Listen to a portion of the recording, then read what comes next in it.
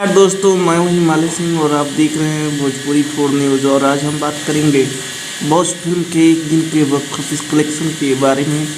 इस फिल्म का मतलब स्टार कास्ट में है पावर स्टार पवन सिंह और आसिया और महेश मांजरेकर जैसे बड़े कलाकार देखने को मिलेंगे। और इस फिल्म को उत्तर प्रदेश में रिलीज़ किया गया है। और उत्तर प्रदेश में कहाँ कहाँ रिलीज़ किया गया है?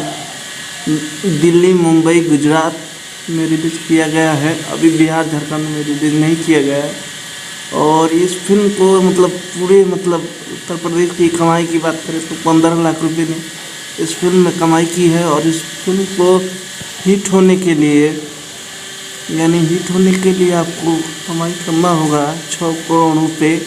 और सुपर हिट कमाई करने के लिए सुपर हिट होने के लिए कमाई करना होगा 10 करोड़ रुपये।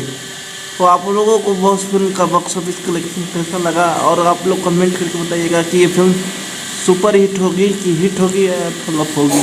तो आप लोगों को बॉक्स ऑफिस कलेक्शन बॉक्स का कैसा लगा कमेंट करके बताइए।